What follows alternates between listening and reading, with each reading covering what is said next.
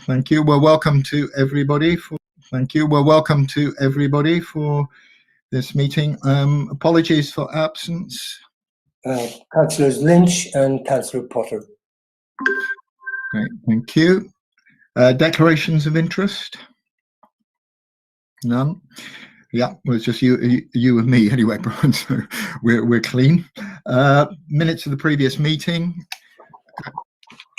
Have we checked all the action points, Peter?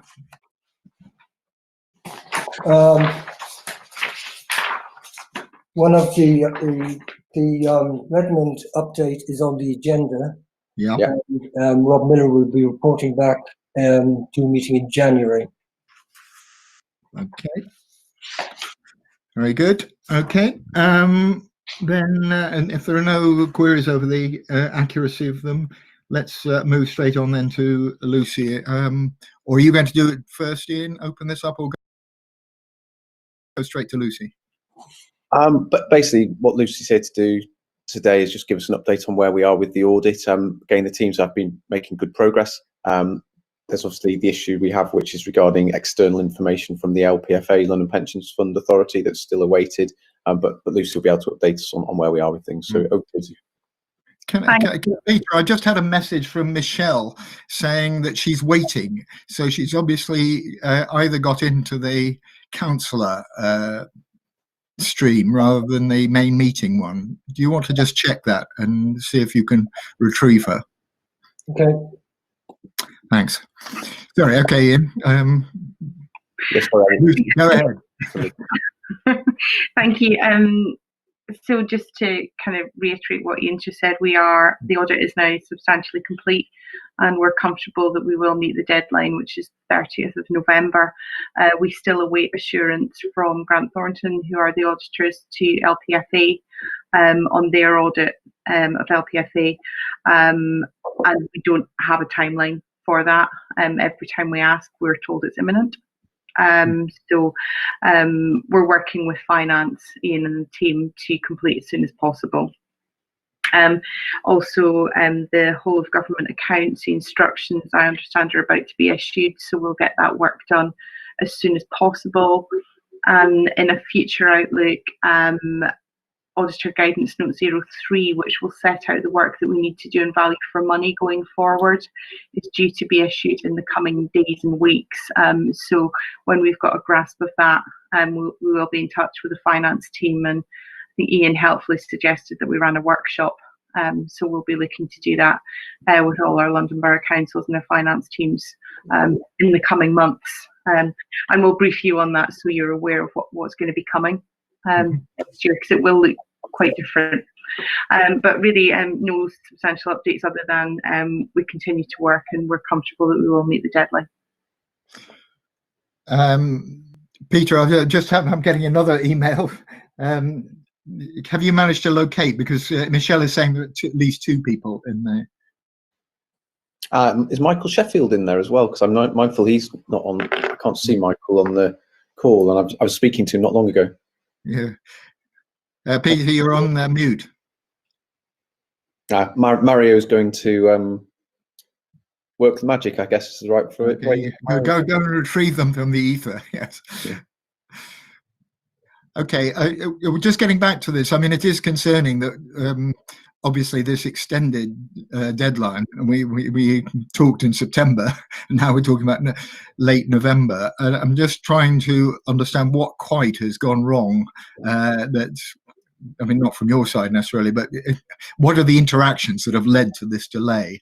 A, as a learning point, but B, it just makes these accounts seem less and less relevant. If we're talking about December, it'll be nearly 6 months after the year end. So that's one point. And the other point I just wanted to understand, Lucy, the point you make about best value, which to me is or value for money is this is one of the crucial contributions that I think audit can make, because it's forward looking and it's around our going concern, and clearly that's an issue for local government generally. So I regard that as a really important issue. Just so that I'm clear, what you're talking about are changes that are likely to come in the course of the current year for an audit this time well, in 9 months' time. Yeah. So it's a kind of stepping stone to the Redmond likely changes on that to beef up this value for money criteria. Is that right? No, they're not connected. The Code of Audit Practice is issued by the National Audit Office, and there were consultations on that last year. So that new Code of Audit Practice is in place from 1st of April 2020. So that will impact the current year. So for the 2020-21 audit and beyond, we have a wider range of value for money conclusions that we need to reach and report on to you. So that's what will be taken forward this year. Not really linked to Redmond. Redmond does kind of pick up on the fact that we will need to be doing more work around value for money going forward from the new Code of Audit Practice that was in train, I think, probably well before Redmond started his review. I think in terms of your first question around the lateness of things, I think this year it's been a really tough year for auditing. It's been difficult to get information from third parties. The information we've had to spend a lot of time looking at in terms of just looking at the land and building valuations. We've really had to challenge that because there's been material valuation uncertainties applied. So there has been additional work, and I can only surmise that is what is causing the delay with the LPFA. I think across London, all London boroughs, there's really a handful that have been signed off at this point, as we're all kind of in a very similar position that the audit is taking longer this year, just because there are so many. There's technical things, and the fact we're working remotely as well, I think hasn't always increased our efficiency. Okay, thanks. I mean, Ian and Lucy together, obviously we had a meeting in September where we signed off and said there were minor changes, and that I was therefore authorised on behalf of the committee to sign off. And I guess I'd just like a reassurance that the changes you're talking about between you will not be material where we feel we have to bring them back to the committee. Or, I mean, we will. If they are material, we'll have to, but you're not expecting them to be material. At this point, no, I'm not expecting anything material to have to go through. Okay, well, Ian, can we sort of keep an eye on that? Because if it's yes, absolutely. If it is substantial, then I would feel like the committee ought to be aware of them. If we're just talking about sort of tidying up technical issues, that's rather a different issue. Great. Well, can I welcome Michelle and Councillor Odds to the meeting? We were sent a different link. We definitely went by the email link. Well, there were two links. There was one for councillors who wanted to observe the meeting, and for participants. I think that may have been the problem. No. No, anyway, we'll try and sort this out in future. It's a bit chaotic, isn't it? I had a previous meeting which ran a bit late. Yeah. Okay, yeah, well, we need to sort out the IT because it's a bit frustrating and annoying, to be honest.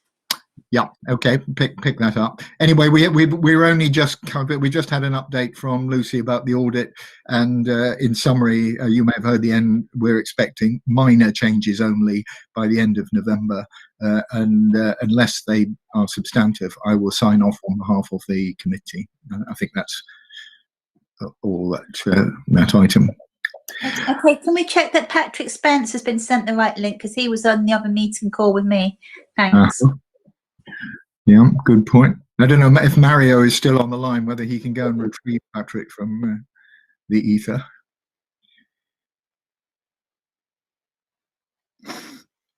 Great. Yeah, Mario's going to try and get him. Okay, can we move on then just to yeah, we've now got Councillor Spence with us. Patrick, hello, are you everyone. Yeah, that's me. Yeah, hello. Great, welcome. Apologies for the confusion that has left quite a lot of people in limbo, but anyway, you're all here. We've only covered one item, namely the update on the external audit, and there it's an information item to just say where we are expecting it by the end of November, with only minor changes. So if we can just now move on to the update from Rob. Rob, do you want to just respond in a way that you can, given the situation?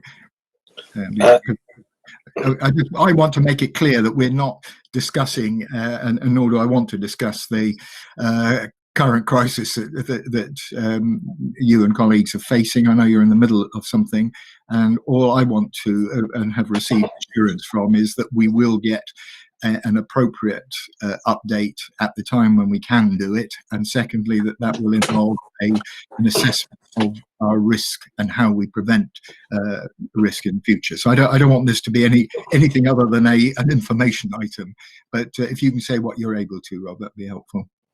Yes, so with regards, the update I've brought is on the autumn-winter planning for COVID-19 and the risk mitigations around that. With regards to other matters around the issues that we were discussing earlier, and Councillor Odds, apologies for not replying to your email earlier. I'll respond to you later. And yes, I've got an answer which I think will be satisfactory. But absolutely, Councillor Sharman, I'll be bringing a further update to the committee. And I suggest I follow up with you to discuss whether we arrange before the January committee a committee meeting to go into that, or bring that to the committee meeting. I'd already agreed with Peter the follow-up action to the previous audit committee that I will bring that update, which I promised, with regards to the issues we had in the summer. Yep, that sounds fine. Yeah, no, very helpful. Thank you. Shall I? Yeah, if you could just go through the COVID response, that'd be very helpful. Great. So I've done a few very short summary slides, but so what we said we'd bring was an update on the planning arrangements for autumn and winter, and really hoping to give the committee assurance around the arrangements which are in place, and making sure that we're sort of explaining how we are getting those arrangements in place and preparing for the second wave, which is now very much in the media. So the first thing I wanted to highlight, and hopefully this is the sort of thing the committee would like to see, is that we weren't surprised by the need. So when we were making our preparations in May as part of planning ahead for phase 2 of COVID, the first thing we did as part of that was to consider our strategic planning assumptions looking ahead through the rest of the year. And we're very fortunate to have the wise advice from Dr. Sandra Husbands, our Director of Public Health, and her team, which has been really instructive to this. So I've highlighted a few of the key elements of that for the committee. So these were signed off on the 11th of May, and we identified that the step down of social distancing would be progressive and take place over a long time frame. So we have consistently been planning on the basis that these measures would be in place for a considerable period of time, and therefore we did not assume that everything would bounce back to normal within a matter of months. We also were clear that there would be long-term consequences. So again, our services have been planning on the basis of needing to consider the long-term impacts, whether those are financial, health, well-being, other aspects of the way in which the pandemic has affected our community. We anticipated that some aspects of the response we put in place in the early months would be required for the longer term, and I'll talk about that in a little while. But the key to that was to make sure that we didn't assume that we would just turn off arrangements that we had taken, the measures to put in place in the early months. And we also thought that there would be some further adaptation. So the organisation's stance going into the summer was not one of relaxation; it was one of continuation and preparedness. And we were clear, and again, the advice of Sandra Husbands was clear, that the risk of a second wave needed to be prepared for. So just to give the committee the reassurance that we went out of the spring with an expectation of needing readiness, not assuming that it was a case of a taper down to normal. We also in the summer carried out a review of phase 1. So taking account of those strategic planning assumptions, one of our phase 2 priorities was to reflect on phase 1, because we wanted to be doing a measured reflection exercise during the summer to help us prepare for the autumn winter, so that lessons were being learned as part of the response, not waiting until the end of the pandemic, because we knew that would be very likely to take a long period of time, so that we were adapting based on insight and reflection. So as part of that, that included reflecting on the really considerable success across Hackney as a whole, not just the council, but the wider partnership and also our communities. Sort of highlights we have there: over 22,000 food parcels delivered to people who were isolating at home and unable to get food to other means. Working with the military in arranging for testing. This is in June. Over 9,000 people had tests. Over 120 members of staff redeployed to other services with really strong positive feedback, both from the staff who took on those additional duties in terms of the contribution they've been able to make, and from the services they'd supported. And also, really importantly, from very early days of COVID, we've been able to continue our transparent democratic processes. And I think this committee might have been the first, or at least maybe the second, to move into that mode of operation. So having congratulated ourselves, we didn't rest on our laurels. So we also saw that there were other areas we needed to adapt. So we knew that the arrangements we'd put in place to support staff working from home would not be adequate for the longer time frame that we now expected to be planning for. So we put in place arrangements which are rolling out now at scale to support people working from home, and I'll touch on that in a minute. We've identified areas where the emergency governance we put in place needs to adapt. Arrangements that we had which worked very well in the first stages need to move with the times and into a different pace of operation. So that's an area which Dawn has been working on with her team, and I've been supporting along with other colleagues. We also identified that whilst our business continuity plans had enabled the council to step into operation, both COVID and the unfortunate outages we had in the summer with some of our systems, those were good opportunities for us to step in with services and help them review their business continuity plans, again with a continuous learning frame of mind. And we also identified that our redeployment mechanisms had worked well in the first phase. We'd had circa 300 volunteers step forward and 120 requirements to place people, which were met. But we knew that that mechanism, there was opportunity to further improve that. So then what we have done most recently is an exercise to the back end of the summer, where we did a review exercise of our autumn-winter preparations. So again, from the committee's perspective, we had considered the timeframes and requirements in our strategic planning assumptions. So that had been set in May and informed our decisions. The review in June of phase 1 gave us areas for focus, as well as the celebration of the areas which had gone well. And then moving forward into autumn-winter, the exercise we've done has identified both a number of different strands of work, some of which are areas, excuse me, where we need to embed our response. So we have, by the end of 10 days ago, we had shipped out, I think, over 700 deliveries of chairs, computers, screens, keyboards, mice, webcams, and headsets, so that staff who had previously been working off of refurbished laptops we'd issued in the early stages had more sustainable home working provision.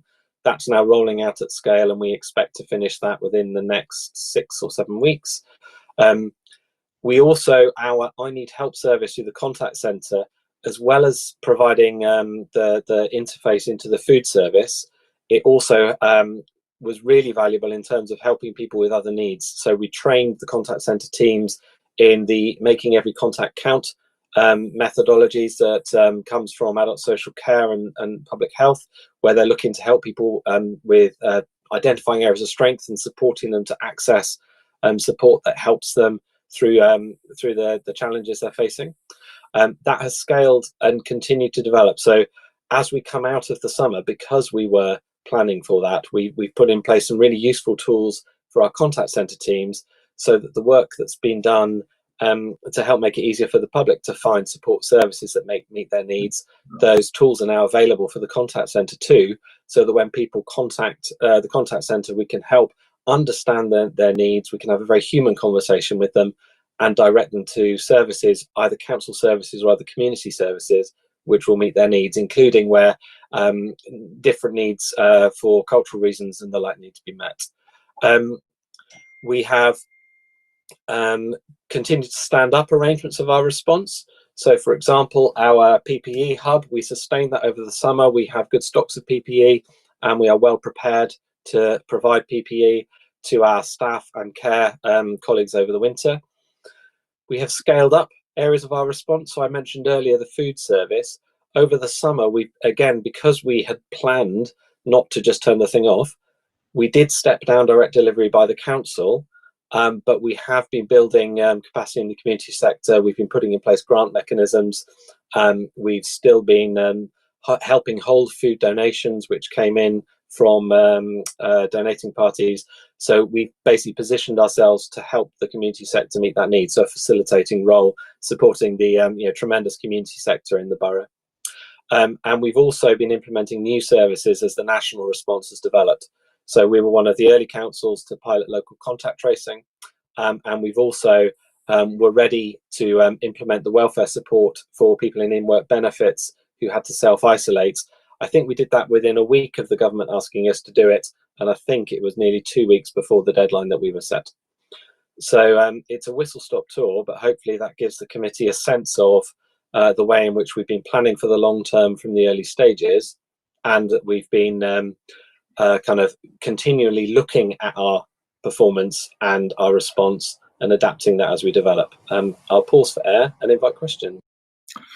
Great, thanks very much. I'm really pleased about the basic point you're making, that we didn't relax and say it's all over, because I think there has been a bit of a psychology there, and I think the front end customer and IT support is absolutely crucial service. So very reassured that you've clearly taken the right long-term approach.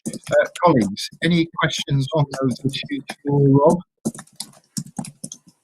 Yeah, Michelle, go ahead. Hi, thank you, Rob. That's useful. I just wanted to ask for a little bit more detail. You talked about the redeployment of staff, and I just wanted to get a sense of, as you know, many services on a national basis outside of the council are slightly creaking.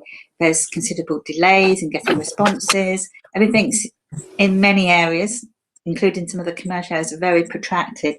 Can you give an overview of, if you like, the percentage reduction overall in the delivery of our services? So are we, for example, operating at 80% overall functionality, or 90%, or 60%? And also, do you know which areas are operating at considerably low resources? Because I get the sense that there may be some departments that are under a lot more strain than others, and if so, which ones are they, and how was the decision made to prioritise which areas, apart from the obvious ones about the food deliveries, etc. But there are other basic services that must be impacted on if we're moving staff around, maybe some staff a bit isolating, etc. So can you give a bit more detail? Thank you. Yeah, thank you, Councillor Gregory. Actually, one of the things that was quite interesting through the response was in the very early 1 or 2 weeks of COVID, one of the expectations we had there when we prepared our thinking around redeployment was we were expecting very high levels of sickness, leading to an expectation that we would be needing to take some tough decisions about how we asked staff to focus their efforts to prioritise services. What we actually found was, because of staff being released by services which were required to close because of government restrictions, actually that, and the combination of that and staff who volunteered to come forward for redeployment and whose managers were supportive of their being reprioritised, we were able to do that without having to take a sort of a gold level decision to shut a service that wasn't already being required to close because of the because we were choosing that staff had to be prioritised in other areas. But if I had to give you an example, in some services, I've been given examples of managers who had to change their service because of restrictions, were able to move some of their staff to other aspects of their own service to meet changing needs. So, for example, in libraries, the head of service moved some staff to the community library service because they knew that even though we weren't able to operate the buildings, there was still an increased need for people to kind of have the support of the community library service. and then that manager also made other staff available into the redeployment pool. And what was really interesting, talking to the manager who led the redeployment work, was actually, as staff had been redeployed, they spoke to their colleagues about the experience of being involved in some of the response work, and other members of their colleague groups came forward to ask if they could help as well. So the redeployment mechanism actually became a sort of a self-promoting mechanism. But as I said, we had over 300 people volunteer and placed 120. So we're in a position where we didn't have sufficient people who were able to volunteer to meet those new and different needs, and therefore had to make gold level decisions to take staff off of other duties. Does that make sense? Yes, but can you just respond to, what percentage levels are we operating across the board on the services that we are delivering? Because my sense is it's probably not possible that we're operating at 100%. We might be. Do you have a sense of the level of overall operation and the areas that we have to deliver on that are a bit weaker at the moment? Thanks. I don't have a percentage figure on that, or a sort of a kind of an overview map of that. Some services are not fully restored, but primarily those are because of government restrictions. So our libraries, for example, have had a phased return process. They reopened for click and collect, and then they reopened for access to public computers. I don't believe they're yet at the stage where they've reopened for general browsing of the library. Similarly, our face-to-face services, some of those are up and running. So, for example, customers are able to access services in the Hackney Service Centre, but it's by appointment, and we are strongly steering customers to prefer to use our telephone and online channels. Thank you. I still haven't got a sense of the overall other office functions and other delivery functions, but thank you anyway. Councillor Odds. Yeah, it's not a question. I just wanted to, I know the Mayor said it this morning in his broadcast, and Tim also did, but I don't think it can be said often enough. Thank you very much for everything you have done for you and your staff. You've all been going above and beyond the call of duty, and it can't be said often enough. Thank you. Well, I think that's certainly something I'd like to associate myself with too. I think the pressures that you've been under, unrelenting COVID, breakdown, and now a cyber attack, it's real perfect storm stuff, and I've been delighted you've kept us all connected. We have this meeting for a start, and so yeah, if you can convey that to your staff too, Rob, we'd be, I think, be grateful. Thank you. I will. I think quite a lot of us will be glad to see the back of 2020. Supportive comments from colleagues and members have been extremely helpful. Great. I think you express a general feeling there, Rob. Okay. Any other members want to make any points? In which case, Rob, thanks very much indeed. Obviously, I think we'll certainly pick up on your point about maybe an interim report of an informal meeting or something, because I'm quite certain that January is too far away given the sort of pressures that we've just talked about. So thanks a lot, and let's move on to the next item, which is, Ian, are you going to present on the Redmond review? Michael Sheffield has done a lot of work for me on this, so he was going to take us through this. Michael, over to you. Thank you. Can everyone hear me? Yep. Great. Okay, so to refresh minds, the Redmond review was a look at the external audit arrangements for local government. It was principally concerned with the effectiveness of those arrangements, and also the accountability that results through the reporting process of the financial accounts. I would preface what I'm going to say by, first of all, it's important to distinguish that the concerns that the report has identified, while we don't dispute that there are pressures in the system and there are real difficulties and something needs to be done, the picture painted is quite bleak, which doesn't quite tally with the situation as we have experienced it at Hackney. I think we need to recognise that we have been quite fortunate in how things have worked here, with Mazars as the current supplier, in that we've always been in a position where we've been able to sign off the accounts to time, which really hasn't been the case in many other places. The other thing is just to put up an obvious disclaimer that the Redmond review is concerned with external audit arrangements rather than internal audit arrangements. It doesn't really comment on the internal audit other than saying that it could be a source of assurance for the external programme. So with those caveats, the key finding of the Redmond review was that external audit arrangements don't deliver what they should be at the moment in terms of the balance between price and quality and the transparency that comes from reporting at year end. And it made a number of recommendations. Firstly, that resilience in the external audit market is low. There are not many suppliers in the framework agreement, and one of those that was there and was designed to provide some redundancy in the system actually dropped out, so that redundancy isn't there. It's identified that the pressures for that are that the amount that local government pays for external audit provision has been falling, whereas external audit in other sections of the economy, the amount that is paid for that service has been rising, which does not give the proper incentive for the firms to devote sufficient resource to local government work and give it priority and have the available resources that it really needs to be able to carry out the type of review that would ideally be undertaken to time and with enough people to support that. So that was probably the most significant finding, and it talked about addressing the price that is paid to improve the situation. The next finding was that it would be helpful to expand the scope of external audit work to undertake a proper test of financial resilience and sustainability. So rather than the current position of a binary yes, no, to provide some more commentary around that and give a more detailed opinion as to what the sustainability picture was.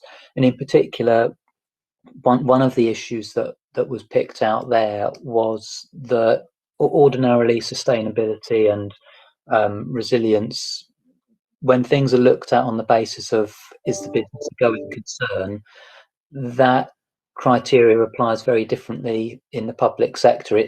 It's kind of meaningless compared to how you would interpret that in the private sector, because it's very unlikely, as we have seen with some recent difficult cases, that the government would allow a local authority to go to the wall. There would always be a need for services to be provided. And so some of those considerations would work in a different way for us, which means that maybe we need to be looking at sustainability in a different way. The review also comments on the way that since the Audit Commission went and new arrangements have been put in place, there's no overall guiding hand to coordinate the contracting out of external audit services, the monitoring of the results. Things have broken down in part because, for example, memorandum of understandings weren't refreshed and there's been arguments about who's responsible for what. So the review proposes that a new regulatory body should be set up to oversee all parts of the external audit cycle for local government, and they've named that the Office for Local Audit Regulation, and that would subsume responsibilities that currently sit in a variety of places. Moving on, the report recommends that consideration should be given to independent member representation on audit committees. It does add a little bit of detail in places about that. I know it's something that this committee has looked at previously, and it does at least add the detail that there were places that were part of the review where there was an independent member, but the arrangements still weren't working very well. So I think that we need to recognise it's not just saying there should be an independent member, but it needs to have a consideration of what skills are already part of the committee and what skills an independent person would bring to the committee. The report recommends that the external audit report should be presented to full council by the external auditor to assist with accountability and to provide a clear view of what the external audit report says, and to give full council opportunity to comment and question the report.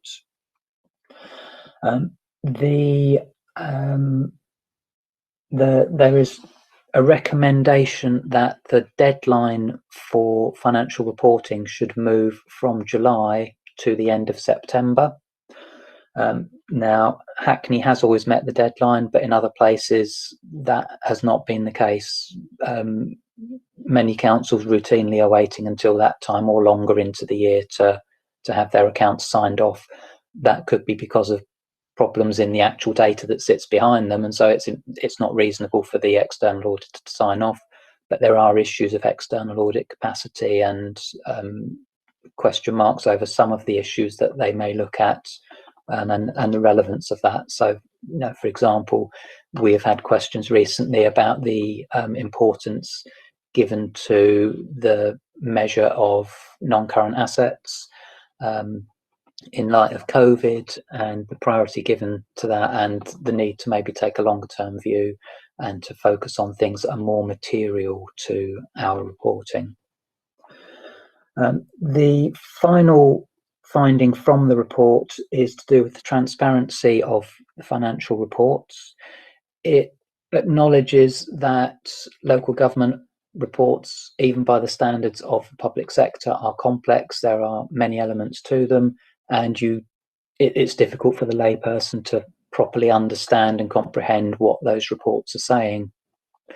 Redmond proposes that the answer to that is to introduce a further explanatory statement to reconcile the budget to the council tax arrangements. So it's talking about adding something extra because of the complications that are already unavoidably in the system. So that's briefly what the report sets out. There are, of course, some implications for Hackney from that. The first thing would be if fees were to increase across the board by the 25% that the report suggests, that would translate to an impact for Hackney of an additional fee of somewhere in the region of 47,000. I would also question, if the report were to go through, whether you would instantly get a better service, because it's quite likely that people would need to be trained up to, if the capacity were already in the system, we presumably wouldn't have these problems to the degree that they have appeared elsewhere. So it's not like flicking a switch and there's an instant supply of auditors necessarily available to contribute to the work and share the burden. And the other thing that really would have an impact, I think, is the change of the reporting date to the end of September, and how that would have knock-on effects for other work that finance teams have to undertake. In particular, how would that impact on preparation of the budget for the next year and similar things like that. They're things that I think would quite clearly be implications for us. That there's some more maybe theoretical things to consider.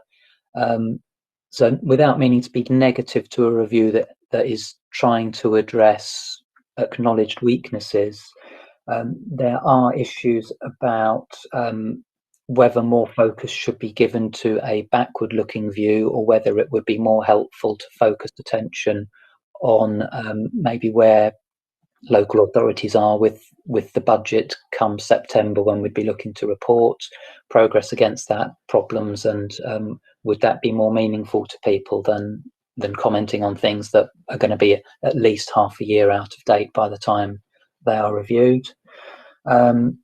There's a question to me about, would it add complexity to reporting by introducing a statement, or in an ideal world, might it be better to look in the round at local authority reporting and try and simplify the whole thing, rather than over time, if you have edition after edition, it will become more complicated, not less. And the final point that I'd like to draw out is that all of the findings of the report, or many of the findings of the report, to implement them, they would be dependent on government introducing legislation.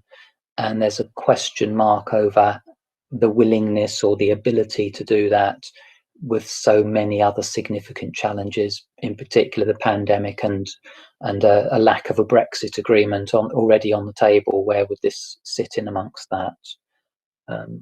So that's a rapid fire overview. And if you've got any questions, I'll try my best to answer them. Great, thanks very much, Michael. Any points? I mean, I think this generally is we're paying the price of the original decision to sweep away the Audit Commission, and it leaves a gaping hole in terms of support and proper management of this. And this is a kind of attempt to, as you're saying, to kind of construct some bit of sticky plaster to try and make a system work. Any questions that people want to? Ian, you wanted to come in? Just very quickly to echo what Michael said, but just to draw out the point about this council and particularly our audit committee. So our audit committee is one which consistently looks at things in a lot more detailed way than a lot of other places. I've worked in councils where the accounts often have been through in 5 minutes, and audit committees, as we saw Councillor Sharman from that survey of audit chairs, often barely reach half an hour in some places. We also, and only next week, isn't it, you'll be taking your annual report through full council as well. So we've always had that tradition of making sure not just audit committee, but all our other committees have that thorough report to full council. So I think a lot of the things in here were well placed. That Michael's point though about government bandwidth to implement some of these changes, it will be interesting to see what does come forwards. And obviously, as more becomes apparent, I'll make sure that this committee is kept aware of what changes happen and what discussions are taking place, particularly with the NAO and the Treasurer Societies. Great, thank you very much. Yeah, no, I'm sure you're right. This is going to be a 3 to 5 year horizon. But I do think the other point that both of you have made, that we, A, are well positioned, B, we can take forward some of those issues that are already there. And I think particularly maybe building in our reporting to the full council. I mean, it's something we can do if we want to do it anyway. So we might think about moving in that direction. Okay, am I getting any queries? No? Okay, thanks very much, Michael. Really appreciate that. And I think we will come back to committee members with maybe some thoughts about how we can build. To me, the critical issue is one of the points you made, Michael, which is this should be a committee that looks forward quite as much as it looks back. And I think building on the whole value for money, the going concern thoughts, that's the direction that I think everybody is looking to, and working with Lucy and colleagues about how we might begin to move that agenda forward over the next year. So let's not wait for Redmond. We can see where the reforms are needed, and we can build a process into the development in Hackney. So thanks again, and let's move on then to the risk register for finance and resources, and a lot of reds there. So it is an area of real concern, because what we're doing now is to bring together a lot of what we've been talking about in terms of the systems vulnerability as a council. So Ian, are you going to introduce us? I was going to give a quick overview, Chair, and then Matthew's done a lot of work for us on this. I think it's report he presented. Obviously, as those of you who know what football team I support, which is Everton, red isn't always my favourite colour in these contexts. When the rugby's on, maybe more so with Wales. But yes, what we've looked to bring here before you again is our Finance and Resources Directorate Risk Register. A lot of the things in here aren't going to be a surprise to you in terms of the things that are covered.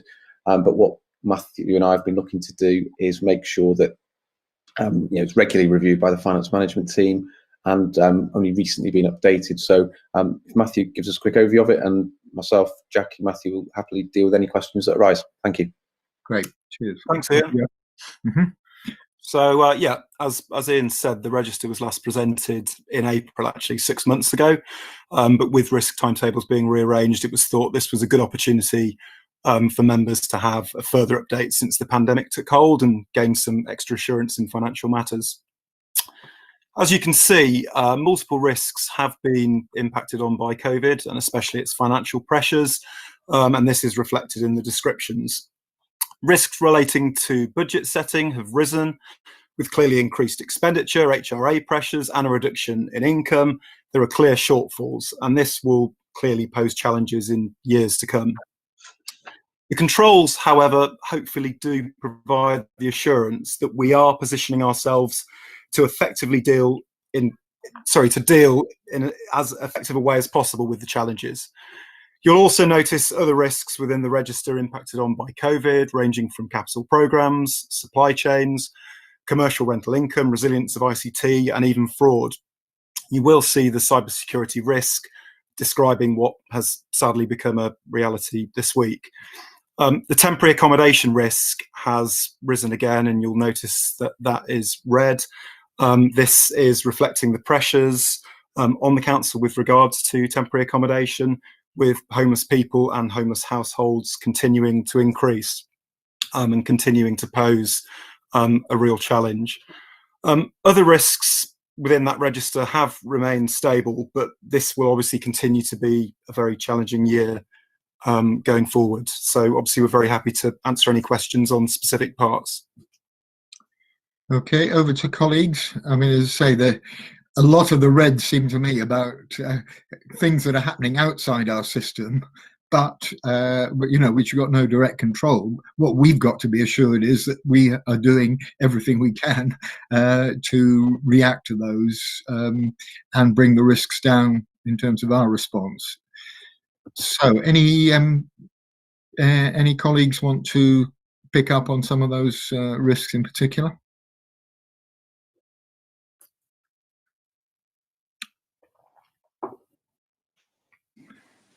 Yeah, Michelle, go ahead.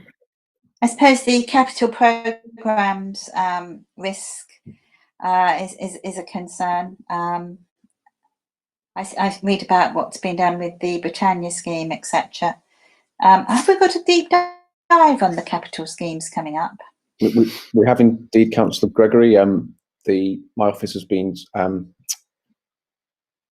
sending out invites for the meeting. I believe we've now got a date for that, so we're looking forward to taking forward that piece of work with this committee. And obviously, if any other members in other committees want to join us, they're more than welcome. This has been our sort of long-standing position in agreement with Councillor Sharman. So looking forward to that. And the team have been doing quite a piece of work for me, getting a schedule of the activities they're going to cover set out. So again, we'll cover that when we meet shortly. Thank you. Great. Thanks. Anyone else want to come in? I just wanted to see where we are in terms of our pension fund reds, how that's being. Is that because we tend to shy away from that, believing that the pension committee has got that firmly wrapped up, but there are so many reds here that I just want some reassurance that the process is meshing together. So again, thank you for that, Chair. So the pensions committee itself, in terms of pension fund investments and pension funds administration, has its own detailed risk register that it goes through. If I take pension fund investment position first, then interestingly, actually, the last triennial valuation was dated the 31st of March 2019, and actually in the year that followed it, and actually more recently, what we've seen is that the overall funding level maintain at around that 90% level. Obviously, a lot of our asset allocation strategy, i.e. what we've invested our money in, has been included things like debt, and obviously that's well priced at the moment and has worked very well for us. So in terms of the investment side, and obviously then the impact upon our ability to pay pensions, i.e. through and then the read through to the employer contribution, actually that side of things is being obviously monitored closely, but being managed well. We have had some challenges on the administration side, in particular with our external provider Equinity, who do the administration for us, and we've been providing regular updates to pension committee on that, and have further updates. As some people of the committee might be aware, there have been some delays in the distribution of what we call annual benefit statements, but we're now not far off having all of those out, just a bit behind when we'd hoped to have got them out. Great, thanks. Well, thanks for that reassurance. I mean, I do think it's given this heightened risk, making sure that system is working. I think is quite important from our point of view. I mean, I think just to really highlight Michelle's point about the capital program, and what I was pleased to see we're taking on commercial expertise, because I think we are clearly vulnerable when it comes to sales on the housing side. So I think that is something I want us to keep a close eye on and to be reported to this committee, because there could be some big holes there if the worst outcome of a COVID was a collapse of the central London property market. I don't think that's probable, but it's a possibility. Great. Okay. Thanks very much, Matthew. Very, very helpful. And clearly, there are so many. These risks will emerge on our regular report on the corporate risk register. So it's not that we're now not going to look at it for another year or anything like that. These are very live risks that we must keep an eye on, and you will report regularly to us on. Great. Thanks, Ian. We move on then to the finance update. Certainly, Chair. And Chair, an omission on my part. At the outset, I should have introduced Jackie Moylan to all members of the committee. I know that we've had an introduction to Jackie previously, and some members might have met Jackie at either scrutiny committees or even at this committee, where she's presented in the past the cash directorate finance risk register. But I just wanted to introduce Jackie, welcome her to this committee, and obviously to the financial management team. As you'll know, Michael, who was a long-standing member of our team, has retired, but please say that Jackie's stepped across and has picked up the mantle, and is delighted to be here. Yeah, can I add my welcome, Jackie? Michael was a key member of supporting this committee, and I very much look forward to you doing the same. Thank you. Oh yes, thanks, Jackie. I wanted to see her, but I think I just caught a glimpse. Thanks. There she is. Yeah, great. All right, thanks. Go ahead then, Ian. On the great stuff. So what I've got this evening for people, as I'm sure you not be surprised for me to hear, is a set of slides which we'll run through with you. In first case, where we are in terms of the current financial year and any latest announcements from government. Also, please say that we're continuing that strong work with the audit committee members and the scrutiny panel members in terms of the budget side of things, and I hopefully got a date for next week. It's gone into the diaries. If it hasn't, it's very close to being placed. I think Joe was just waiting for a few responses, so I'll quickly take you through these slides, and then Councillor Renison and I will pause for questions. I don't know, Councillor Renison, before I put the slides up, if you want to say anything else in introduction, we're happy for me to kick off. No, press ahead, Ian. Great stuff. I'm just pressing present, so hopefully there it is. Yeah. Okay, great stuff. So what we'll just run through is some latest positions for you all, and then update of where we are in terms of 21-22, and where we are in terms of timetable and next steps, and the work we've been doing.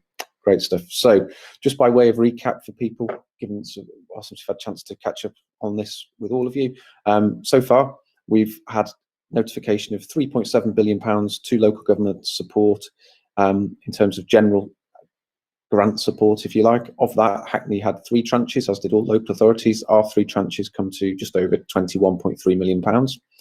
We've also had clarification of what's called the compensation for loss of some income, and how that works, as you can see on the slides, is councils bear the first 5% of loss of budgeted income.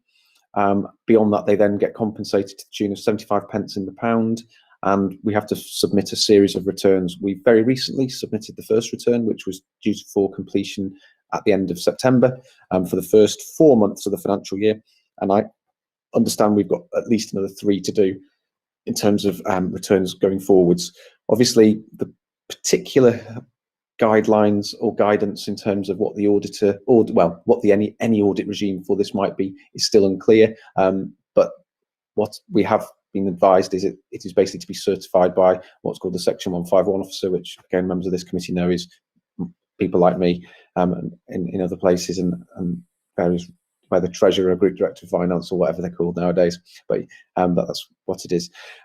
We've also had some clarity that collection fund deficits, which are a new thing, certainly to Hackney in modern times, will be spread over the 3 financial years starting 21-22 should they accrue.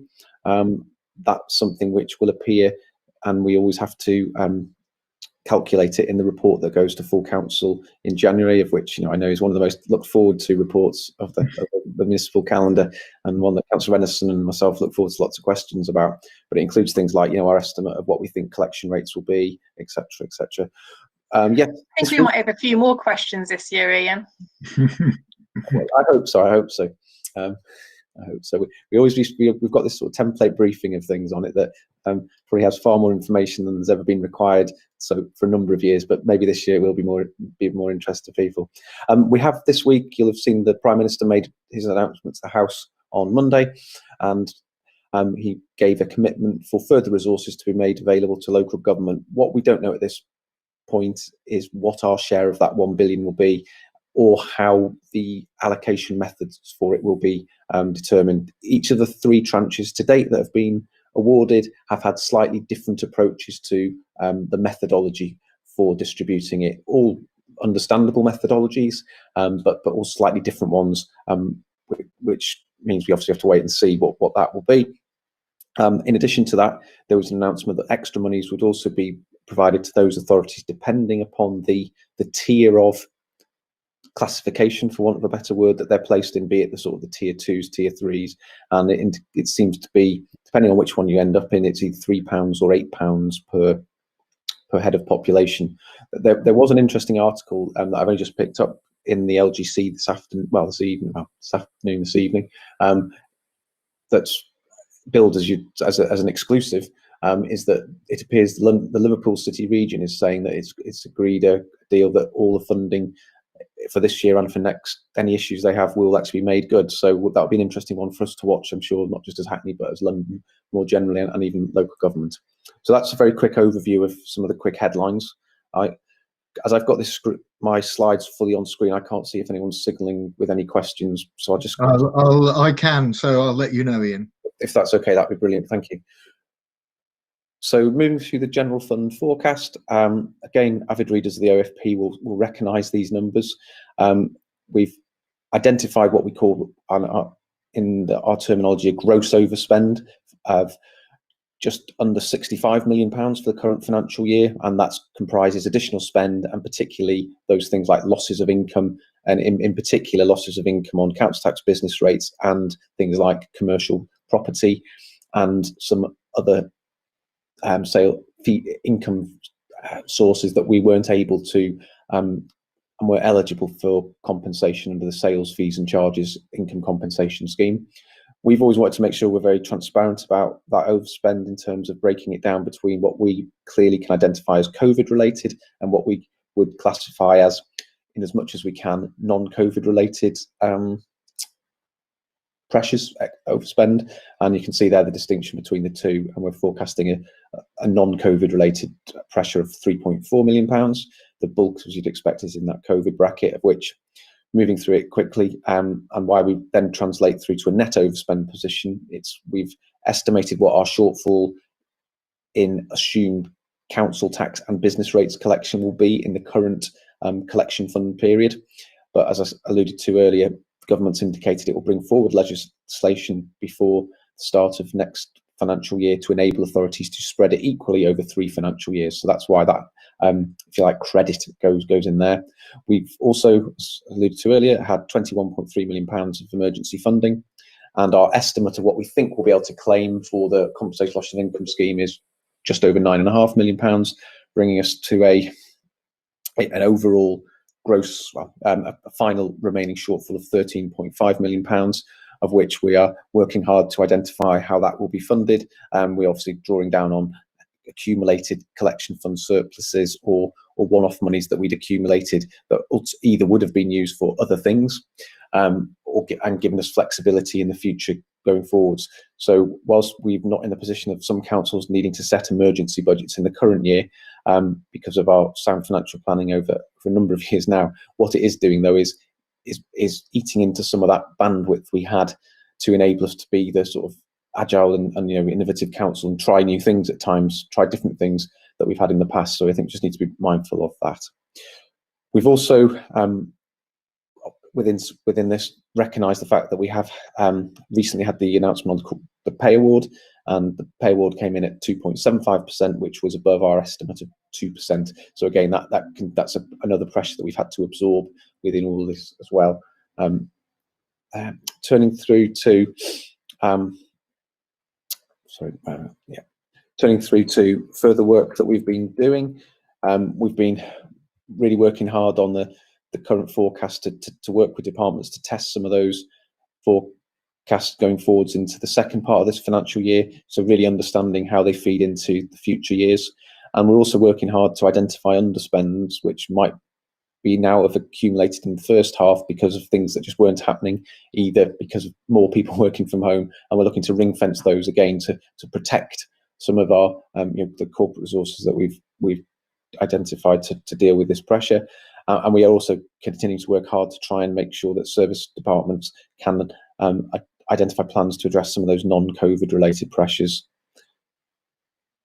So turning to the housing revenue account, again a table which we continually update. You can see there the latest forecast position on the HRA. I took a detailed paper through the corporate management team only yesterday on that, and what we are seeing is some challenges around income collection and the arrears position increasing. But what we are looking to do is make sure, particularly where people are struggling to pay because of losing their jobs, we're really working hard with them to make sure that they are aware of and claim the benefits that they are entitled to, and that work is ratcheting up. So one would hope that would, once benefits come into payment, would start to eat into some of those arrears that had accumulated, as we look to reinforce that principle of one approach to council debt. I'll be guided by you, Councillor Sharman, in terms of anyone signalling for any questions. No, I'm watching and waiting. I'll tell you if carry on to the end, and then we'll pick up. So in addition to pressures around bad debt and arrears, we've obviously got some spend pressures as well generating in the HRA again, which wouldn't be surprised to hear about, in terms of some due to needing to cover for staff who are self-isolating, and some extra spend on things like PPE. But the point I would want to just make here is, and it's probably just for point of clarity really, is that at this point in time, there's no clearly identified scheme or funding that recognises the HRA. We have been for a number of months now, and again for members who aren't aware, central government through the ministry have asked us to submit each month a survey stroke return of what our expenditure pressures are and losses of income are across our services. That does include the HRA. It didn't in the first survey, but we lobbied hard to make sure that was identified. What hasn't come forward is clear or any source of funding for pressures in the housing revenue account, and that's something obviously we continue to press for. Government announcements, again, some of these I'm sure you've seen. Spending review, the latest feedback I'm getting from discussions with officials, obviously though not confirmed,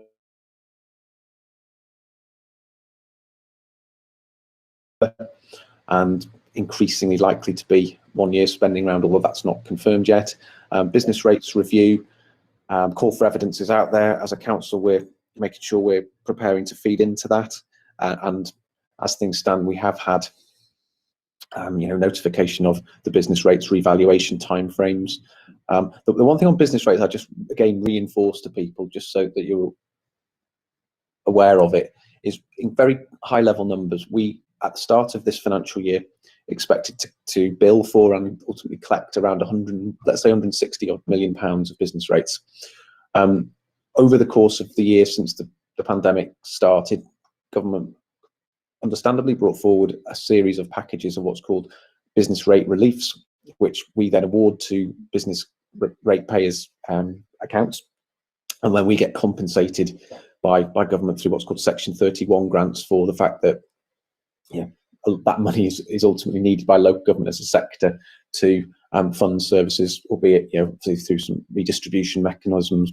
Because if Westminster kept all their business rates even now, they would still have more money than most people could envisage spending. If those reliefs don't continue into next financial year, I think that's going to be a real challenge for all of local government. and so something which we're lobbying hard for in the spending round, because I think we all recognise the challenges that a lot of businesses, particularly those businesses which have had those reliefs, the smaller independent type businesses, but also some larger businesses have had, will struggle to pay those. Just make that point. Turning to the budget forecast position, and I'll come on to talk about work we've been doing in a moment. This is our latest forecast position from what we've seen in the report I took to, with Councillor Renison, we took to, full council and cabinet, wasn't it, back in July, and we've continued to talk about in various OFPs. What we've been doing since those reports is work hard, assessing on the basis of latest data what those gaps are now looking like, and what we'll be looking to do, and working with the audit scrutiny group, is giving an update in the first instance of how that work's progressing, as we're very near to concluding some of that, and what that's looking like in terms of medium forecast, various other forecasts, and the development of our budget strategy going forward. So yeah, work underway is set out there, and it's obviously now a real focus for us to get in place our plans, be it plan A and a plan B, depending on the types of scenarios that come down the tracks. That's all the slides from me, Chair, so happy to take questions. I'm not sure, Councillor Renison, is there anything you wanted to add?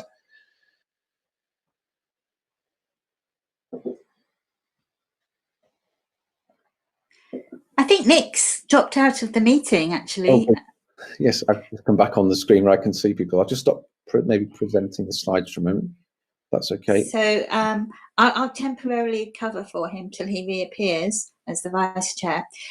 So Rebecca, did you have anything you wanted to add?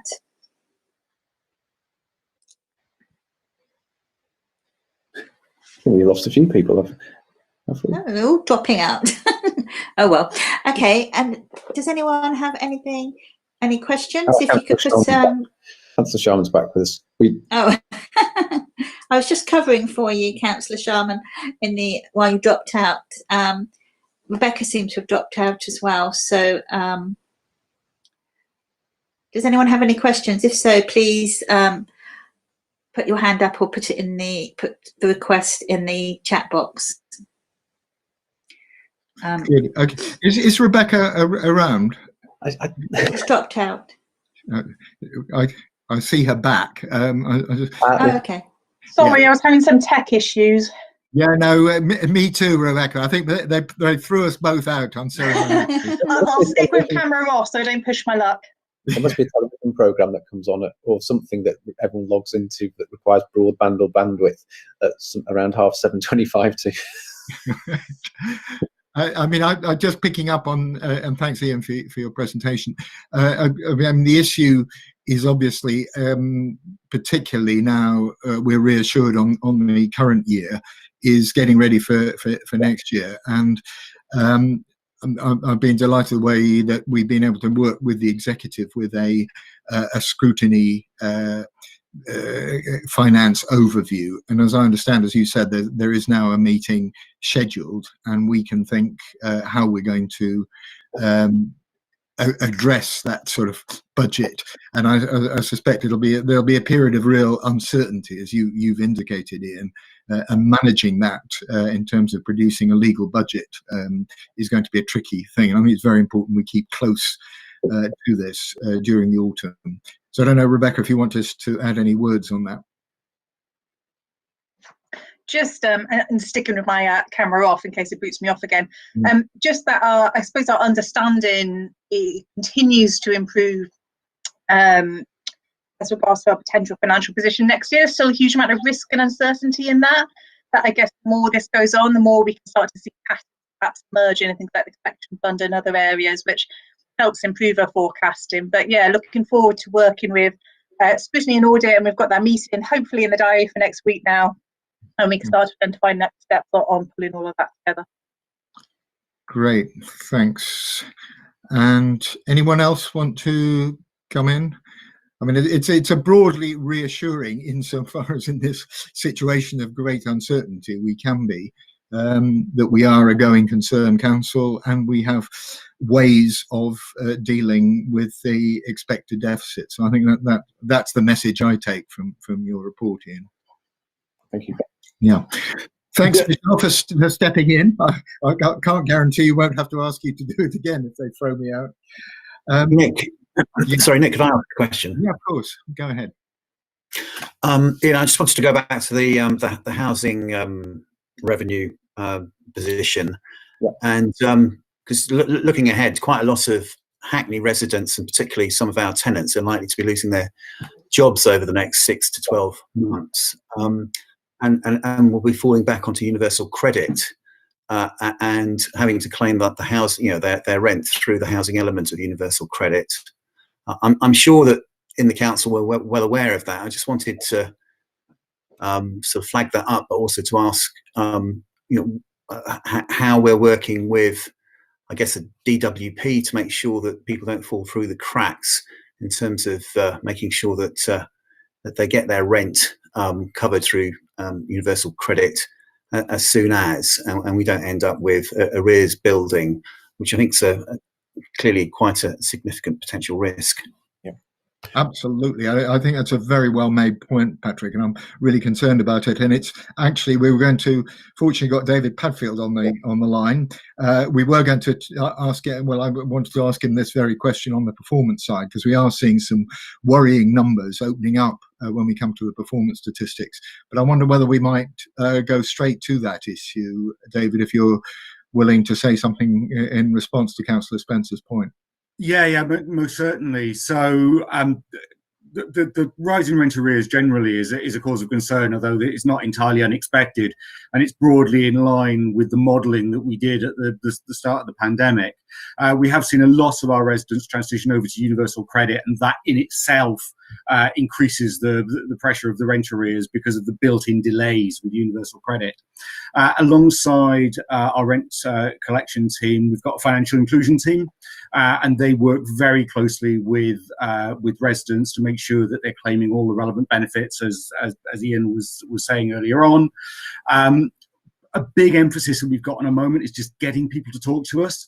Our real biggest concern at the moment is that there are a large number of households who, right since the start of the pandemic, have not been in touch with us and have not been paying their rent. So that's a big priority at the moment, just to make sure that we're getting in touch with those people, and that if necessary, our financial inclusion team is working with them to make sure that they're claiming all the necessary benefits.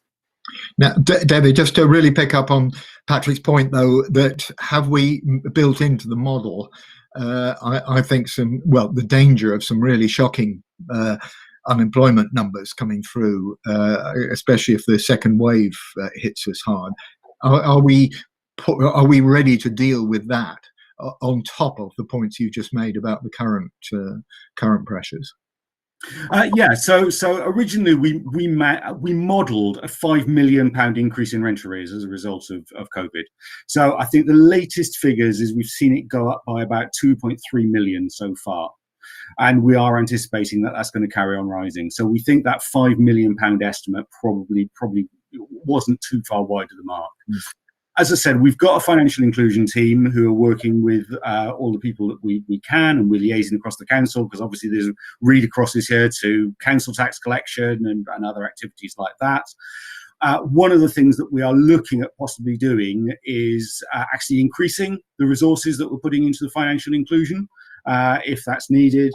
And the other thing we're looking at as well is initially when COVID kicked in, we suspended all our arrears collection activity. It just wasn't appropriate at the height of lockdown. We reinstated collection activity round about sort of the end of June, just in terms of the normal chasing letters up to service notice of seeking possession. But at that point, the courts weren't hearing any eviction proceedings or anything like that sort, so we weren't able to escalate to court. That moratorium on court action was lifted about 2 weeks ago. So one of the things we're looking at now is putting in place the necessary protections around people who might have arrears as a result of COVID or related reasons, so that we are in a position to take our rent arrears escalation all the way, because I think that probably will be necessary in order to keep arrears within the kind of band that we've been modelling for financial purposes. Great, thanks. Patrick, have you any sort of follow-up to that?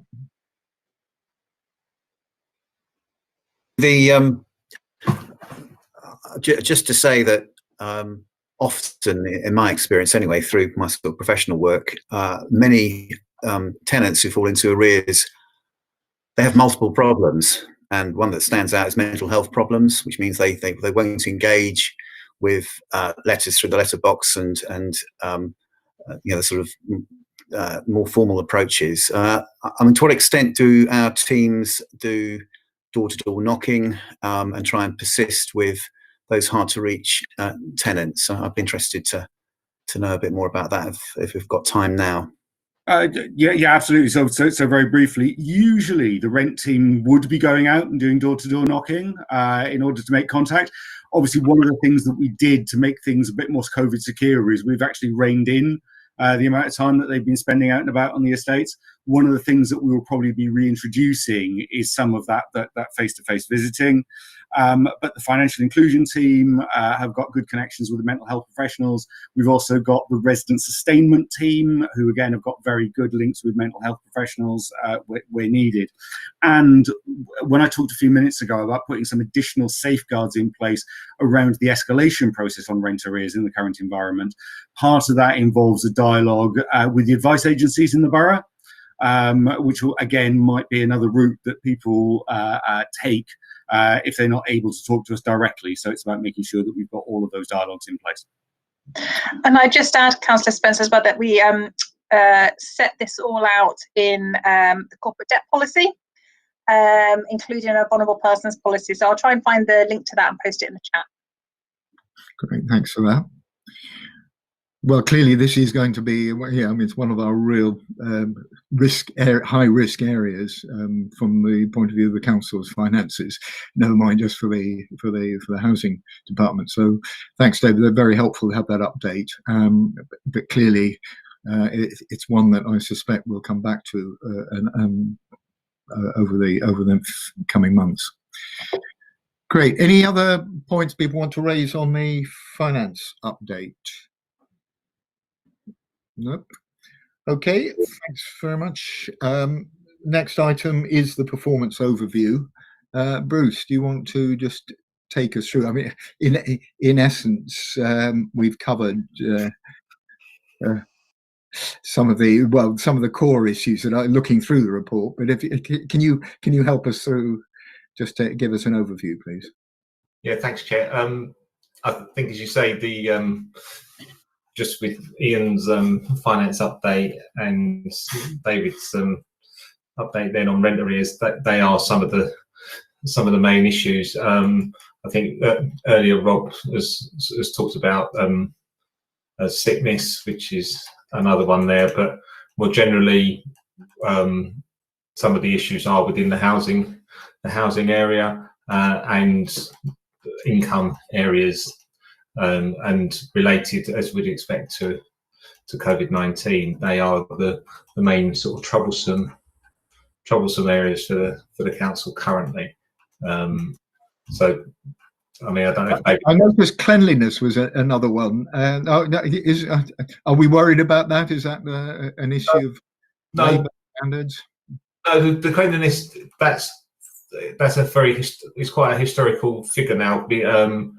I should have sort of caveated and said the overall the data you've got here is Q1, which is to end of June. Obviously, just with timings of reports and publications, obviously the world's moved on somewhat since then. And cleanliness, these are older data, and we haven't undertaken any sort of cleanliness inspections since. Really since sort of the pandemic broke out, mainly sort of concentrating on cleaning streets and also not putting people out doing inspections and walking around when there's sort of no real need for that. So those latest figures for cleanliness are sort of very early in the calendar year, so that they're not sort of the very latest position, and as I think we've discussed previously, they very much depend on the areas that were visited each time for those tranches. So they're very sort of localised positions depending each tranche, where in the borough that the inspections took place. Okay, so we're not to worry about it, you mean? I mean, I'd like to keep an eye on it though, because I mean, keeping streets clean is a good for all sorts of reasons, and I certainly don't want to lose our standards. Well, I mean, we've had the sort of anecdote indicators for that as well, in terms of things like complaints, feedback from residents as well. And at the moment, there's nothing showing there that there's any downturn in performance there. Good. The other one that I picked up on, and maybe it's David can answer, and that was relet times. Any comments on that, David? Yeah, definitely. There's a big COVID factor at play there. But to be strictly honest, it's not just COVID. There was a time where we didn't have a sort of stable manager in place in the DLO Voids team. And I think performance was suffering as a result of that. So there was a downturn.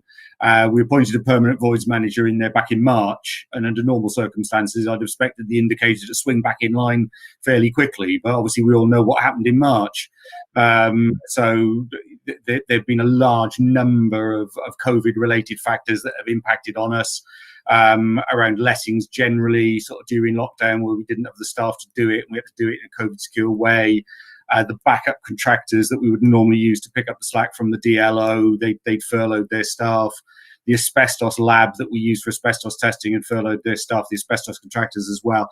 So a whole range of factors have contributed to the deterioration of that indicator. It's a big one for us, and it's an important one for us. So we've got a performance group that's looking specifically at relet times at the moment, and I'm chairing that. So there's a range of initiatives that we're going to put in place. But given the underlying problems that we've got there, I think it's going to be quite a while before we get that indicator back on target, which I think was 50 days for this year. So we've got quite a way to go. And so we might expect, though, by January, when we look to our next performance report, to see us on the right path, though. Q2 report is also going to be quite bleak based on the latest data. But after that, I'd be looking for the data to start to improve gradually. One of the things that we're doing is we're doing some data analysis, and a lot of the voids in the system at the moment, for various reasons, have been there for quite a while. And I think that's why it's going to take quite a while for that indicator to actually return to the target level. So January might be a bit early. It would be good. I mean, I take that point, but it would be good, Bruce. I mean, maybe working with Bruce just to have, if it's a leading indicator or some indicator that we're on the right path, though. If I can come back in January, I'll hopefully have a more positive underlying story to tell. Yeah, that I certainly wouldn't like that, because, as you say, it's a key statistic. We've got enormous housing need, and the idea of having unlet properties for any whatever reason is obviously not good. Great. Okay. Thanks. I'm not seeing anyone else picking up any other performance issues. I mean, I think we've hit all the red ones. Yep. Councillor Odds, go ahead. Yeah, it's a minor point on the percentage of household waste sent for reuse, recycling, and composting. The direction of travel is upwards, and yet if we look at the value for Q1 2020-21 compared to 2019-20, it's actually marginally less. Can you resolve that apparent paradox, Bruce? You're on mute. Bruce, you're on mute. Sorry, apologies. I'm just trying to find it on my screen. Sorry, I'm just going through because I've got virtually the last item on the report. Okay. Page 65 of the PDF, Bruce. Yeah, I'm just going through the PDF now. If I go down too fast, I'll go past it. Hold on, sorry.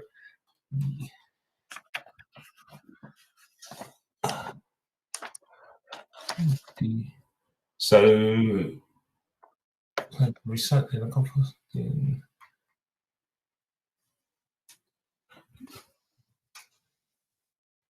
Councillor, it's the direction of travel is based on the quarters. So on the graph, you'll see that Q1 is just very slightly higher than Q4. And that's what the direction of travel is based on. That the 28% is the annual. Okay. So the 28% is the annual for the year. Well, 0.12 improvement. I mean, we're satisfied that it is going in the right direction. I mean, I can see technically it is, but it would be nice to see it. Personally, I would have thought that's a no change, but yeah, me too. I mean, it is quite. I couldn't understand why it was lower, but the arrow was up. Yeah, now, I think because I'm not comparing like with like. Yeah, the direction of travel is just based on the low sort of denominator, which is the quarter. Yeah, I mean, it is an important statistic because clearly there is real money going to be involved in this, and we've got fairly low rates in Hackney. So I think you're right to draw our attention to it. We'd like to see some substantive increases, not, as you say, a basically standstill. I think it's quite disappointing. I don't know what COVID will do to collection rates, whether there's any conclusions we can draw from the recent statistics on that. I think we need the time to do a bit more work in the garden, fill more brown bags, but it might be 0.12%. Right, Ian will rescue us. Okay, but I mean, actually, I mean, it's not so much the garden waste; it's the whole recovery rates that are a really sensitive issue for us. Okay, thanks for that. If there's no other counts are indicating, let's move on then. We've covered item 9, so we move on to, is it Michael on the audit anti-fraud? Shall I pick up on the first part of that for you, Councillor Sharman? Yeah, go ahead, Tracy. Yeah, sorry if I indicated the wrong person. No, it doesn't matter. Just so you know, my IT is very bad hearing you, so I've left my camera off, and hopefully you can hear me okay. But yep, we can hear you. You keep knocking in and out, so do let me know if you lose me. Basically, this is the quarterly report of Audit and Anti-Fraud Division. This time, instead of just being on our performance, I've added in a separate bit to ask you to reconsider the audit plan, because as a result of the effect on our service of COVID, at one point we had all the auditors redeployed on key services. So from March to September, very little audit work available, other than them pretty much clearing up most of the leftover things from last year. So most of those have either been finalized or in draft report stage. But from our 53 audits that were originally planned for this year, we're looking to either postpone or cancel 19 of those, and we have added back 6 other ones. So there is actually a decision for you to make this time on this report. Other than that, the report on our actual progress, there hasn't been that much for this year, if I'm perfectly honest. We have managed to complete or have in progress 12% of our plan that we started with, which equates to 6 different reviews that we've undertaken. 3 have been finalised, 2 are at draft stage for this year. And as I said, we've actually completed 10 from last year that were still outstanding. So I'm hoping now that we've got all the team back together and that we've reviewed the plan, that we will actually meet 90% of the proposed revised plan by the end of the year, provided, of course, that managers are still able to assist us in doing reviews. I have met with all the management teams to discuss this and have gained all their support for the changes we've proposed, and also that we don't have to redeploy the staff once again. So that's the caveat on how much we are able to do, although I'm very conscious of the fact that if we don't do a certain level of activity, that it will be very difficult for me to give an assurance statement at the end of the year. And I have also discussed all this with Lucy from the external auditor, so she is aware about the proposals and is in agreement with what we're proposing.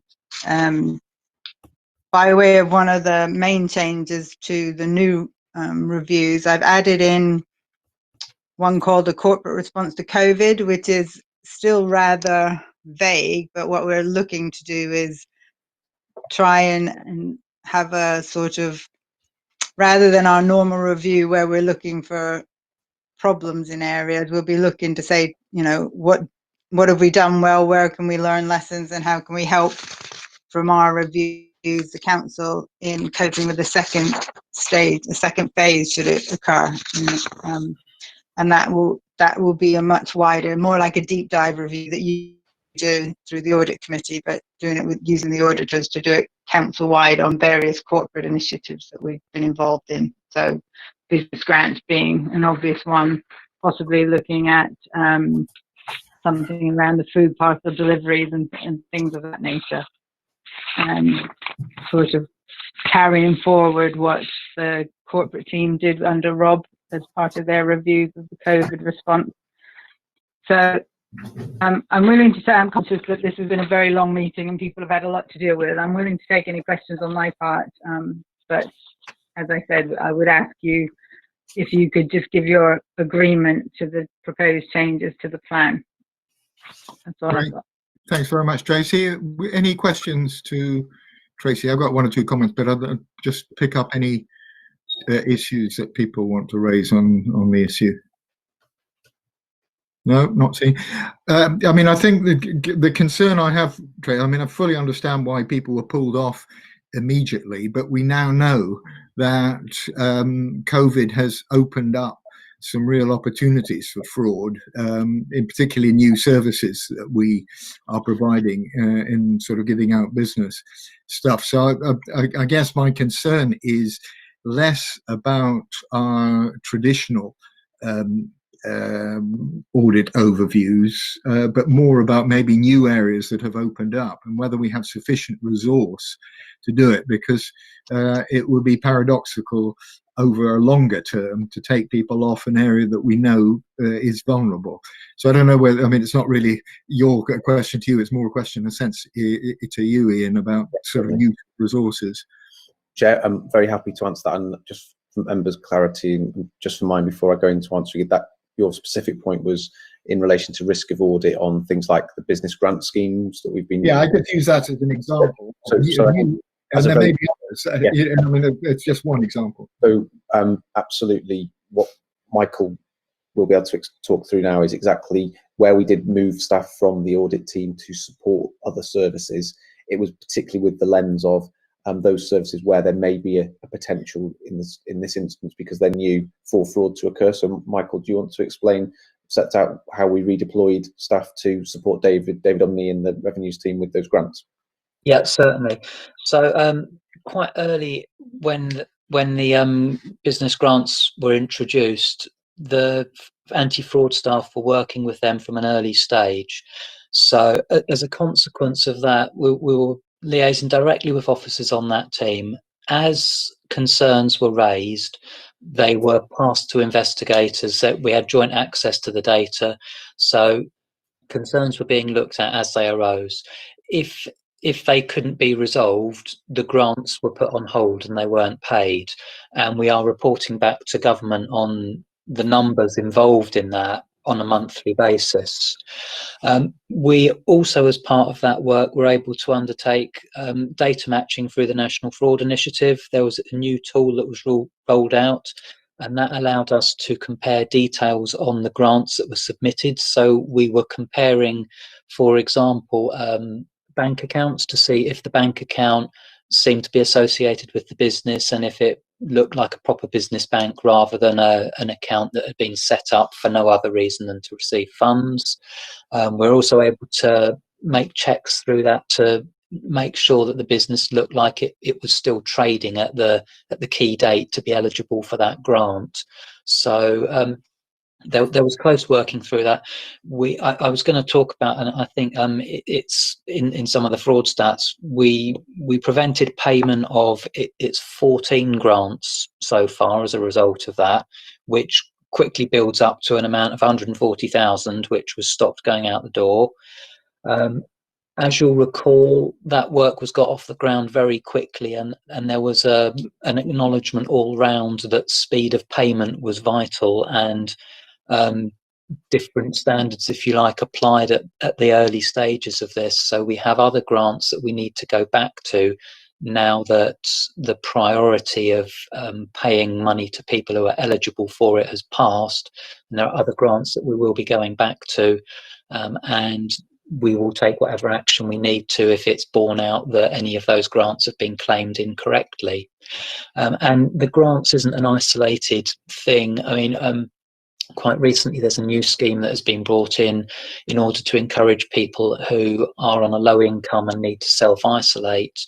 There are payments of £500 that people may be eligible for, and again we've been providing advice to the team setting those arrangements up, looking at that from a counter fraud perspective, making recommendations as to questions that need to be asked, how the forms need to be refined so that we have the proper declarations in place that give us the grounds to go back and take firm action after the event if there are problems there.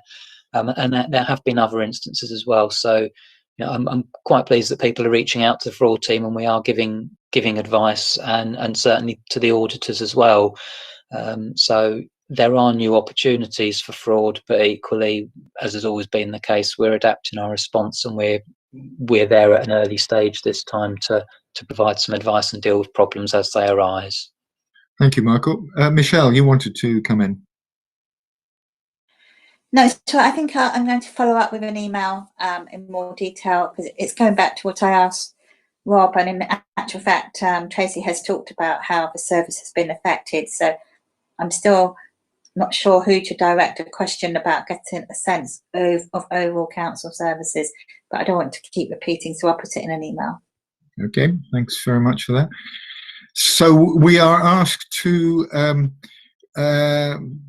endorse, and I guess my concern is that these twofold things that you've just between you been making it. We are on top of, as it were, the new risk areas.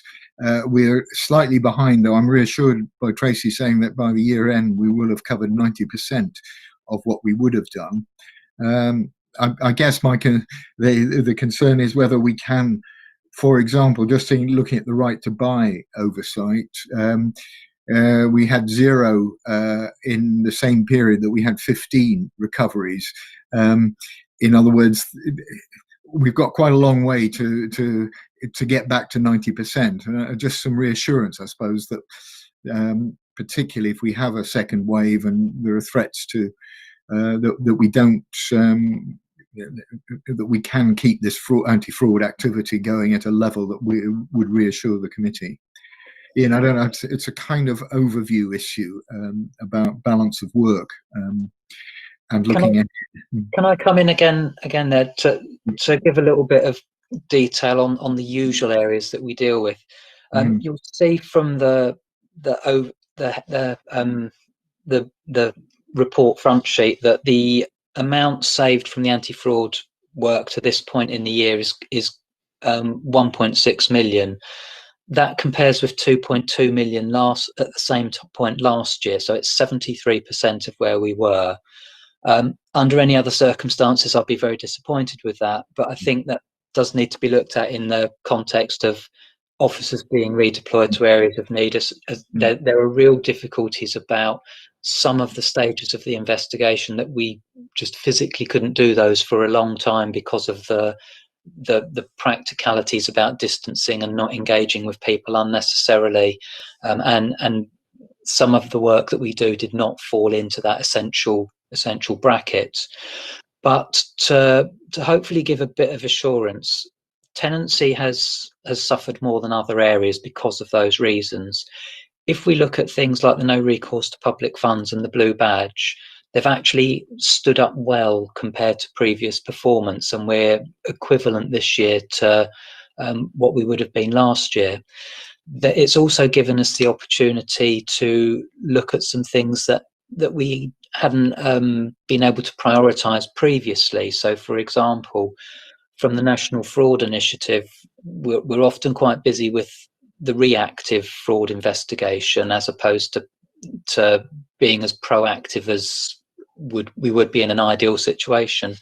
So by being able to look at the national fraud information, it's not only the business grants, but for example, there was savings of 116,000 in terms of CTRS claims, where we identified people who had been claiming, and that data had been matched with HMRC records to give us an idea as to what earnings were. Similarly, on the council tax single person discount, we've managed to get through an awful lot more of those matches than we normally would do, and the savings on that currently stand at 392,000, which is up quite significantly on previous years. So I suppose it's one of those things, the more you look and the more places you look, the more you will find, and savings and benefit has arisen in other areas, albeit that our bread and butter in terms of the tenancy, for example, has been hampered. We are getting back to some closer to normal on the tenancy, but I'm not going to pretend that it's anything like the same as it would be at the moment. Yeah, thanks, Michael. No, I mean, I don't mean to be critical. I can see the pressure you've been under. It's just more, particularly going forward, that we do keep a close eye on this, and obviously it is where we get a regular report. So unless people have got any other questions, then thanks, Tracy, for your recommendations, which I think we're happy to accept. But clearly, as I said, we'll look to January to see how we're doing generally in this field, because we cannot let it go. It's the message, I think. Very good. Thank you. Thanks, Tracy. Let's then move on to the review of corporate risk policy and strategy. Is that you, Michael? Me? Yeah. It's Matthew. Right. Go ahead, Matt. Just give a very quick overview. I mean, basically, the Audit Committee review and hopefully approve both the policy and strategy every other year. Just to briefly describe what they are, the policy essentially provides the what in terms of what we have in place to manage risk across the council, and the strategy provides the how, in the sense of how we will operate to address the objectives of the policy. So the strategy, in essence, is a detailed toolkit providing our full approach to corporate risk management across the council. The whole document, as you'll see, as evidenced by the first page, is supported and signed off by the Chief Executive, and this clearly shows the senior sort of buy-in and commitment to risk. So obviously it is a very large document, but obviously happy to answer any questions on it. Okay, we've got any interest? I mean, I was pleased to see the emphasis on raising commercial risk issues in the document. I think that's probably a stronger bias than we've had in previous strategies. So very much welcome that. And the issue here, as you say, is one of continuous review, because this is a very fast-moving area of risk, and I think the issue then comes back to the point you've been making. It's about implementation as well as strategy. So I'm not seeing any other issues, so I think we can give a tick to that, Matt, and move on. Great, and brings us to Treasury Management. Sorry to keep you so late on that, but and particularly with upset and negative interest rates I'll be really intrigued to know where we're going on whether our financial prospects, you can reassure us, are as healthy as in the past. Right, so thanks, Chair. Well, first I have to say, it's really nice to see you all. I think the last update was in Jan. Months now, so yeah, it's been a few months, and I'm back now. Yep. So very nice. So, looking at the Treasury Management update, as the report you've seen, it's just an update on the past events. So as such, there is no implications, no risk. It's just basically what happened last year, which we it's just a summation of the last like quarterly returns we do every quarter to Audit Committee. It's just an update for June to August, but it's again like all positive. I think what will be interesting, it'd be useful is like, what we're doing now on the treasury side, looking at the pandemic, what things are on the interest rates. So as you said, Chair, like, the interest rates are bad, the market, if you look at, the investments, the council, the locals in the market, the interest rates are nearly zero, so it's not much. And if you look at the DMO side, they are in negative. So basically, you have to pay them to hold money for us. So we are working really closely with our advisors, all in close. We are keeping an eye on the market. We are doing everything what we can do to make sure, like, the money is safe. I can give examples like, say, the banks. So we had few notice accounts with the banks. They were like 95 days notice, 180 days notice. So what we have done is we have given the notice to call the money back. We have reduced the limits to 35 days, which is again basically based on all in close advice. And that is purely because what's happening in the market, banks, look, if you look at the balance sheet of the banks, they have provisions for all these losses. But what we think is based on the stress test that the losses they will make, they won't be able to contain it. So we have reduced all those things. So we are not taking any kind of risk, which we never take. So these are the things we are looking at. We are working, and so I think this is what we are doing at this stage. We are not making any new investments, but there's no point because there's not much in the market at this time. So these are a few controls that are in place. But saying that, if you have any questions, anything, I'm quite happy to take, and if I can answer those questions on this report. Yeah, thanks very much, Paddy. I think it is the looking forward rather than the looking back side of things that I think concern us, and particularly you're adding to those concerns, saying that we've got a very uncertain environment looking forward. And Ian, just in that dialogue, in terms of us capital raising as well as investments, how we what do you see as the prospects? Well, certainly not just for us, but for actually those other authorities that we're a major party to, which is the North London Waste Authority with the project at Edmonton underway, which the predominant source of funding for that is going to be, and the plan to be, the PWLB. That mechanism for raising resources is still there. What we have, though, been looking very closely at doing, and Pradeep's sort of outlined it really, is making sure that with interest rates so low, and we've been doing this for a number of years, is looking to deploy our cash actively to internally borrow. So we don't want to be taking out debt more than we need to. Obviously, we want to maintain that level of cash flow and liquidity to deal with day-to-day transactions. But we've got in place good, well-established processes over many years, which Pradeep's been in that role, and previous roles for a number of years, going back to when Jill Davis was with us. So we've got a very well-established process of managing our cash, which has and does serve us well. But absolutely, it's unprecedented times, isn't it? And working closely with our advisors, we're making sure that where there are things that we can do better, differently, recognizing changes, we're having those on board.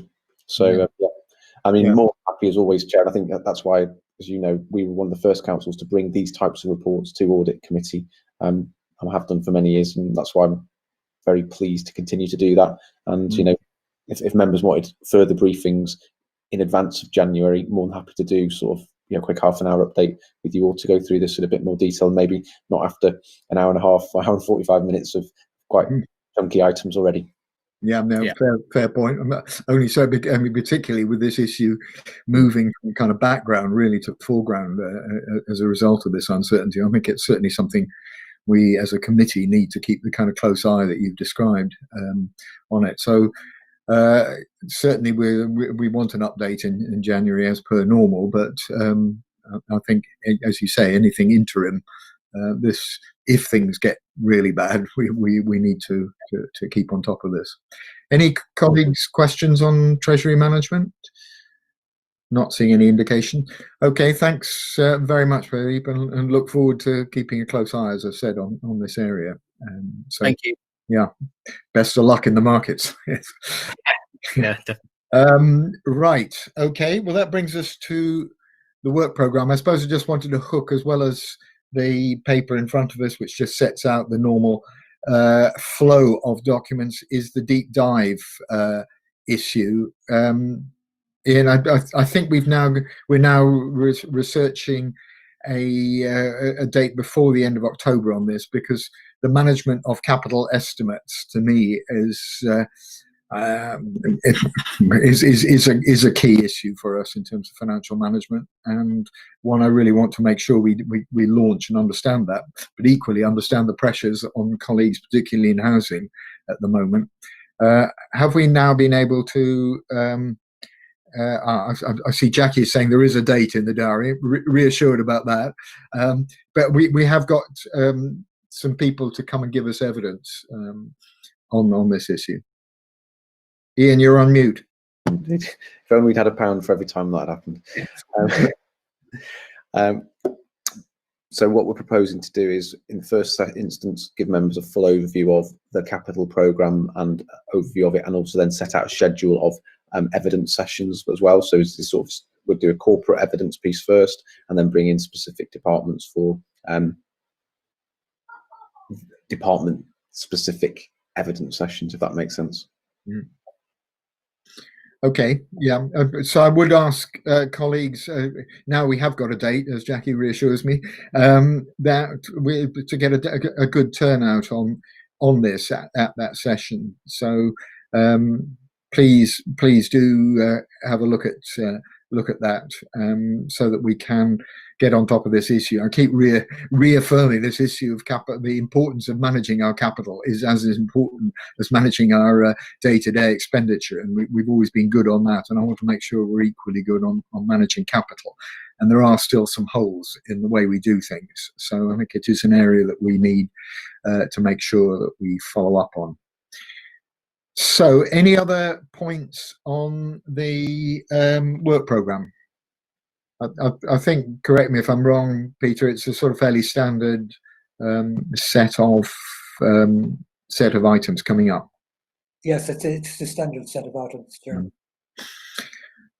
Okay, and in the background is always all the additional items that we've been talking about this evening, from overall finance issues for the council, budgeting, treasury risk, performance, COVID, and IT. So there's a whole other agenda that we'll have to just pitch in as things arise. So, any other business? Good. I'm getting head shakes. Great. Thanks very much. Yes. Oh, yes. there is. Michelle, go ahead. Yes. I know you're already going to do this anyway, Nick, but just to convey our appreciation to all of the council staff and officers and everyone at all levels for all the hard work that you're doing in these difficult times. Yeah, I think a very well made point. Thanks for bringing it up, Michelle. I mean, I think we directed it rightly at Rob, but actually it goes to the whole council staff. I mean, I've been amazed how flexible that we've been. We've managed to keep services at the front line going under the most difficult pressures. And my real worry is that it's not stopping. You know, it's not just the hump of 6 months and then life goes back. This is going to be a long-term issue. So I think really encouraging, working and supporting staff through this is a vital part of our job. Thanks for that. And, let's convey our thanks. Great, very good. Okay, unless there are any other points, can I thank people and look forward to Michelle, seeing you at the meeting with Rebecca on the council budget. I think you're going to get some dates now. I see a promise to make sure that you're in that, and then for other colleagues on the capital budget, just to make sure you're in on that. And thanks to everybody else, and see you all soon. Thank you, Chair. Good night. Good night, everyone. Thanks.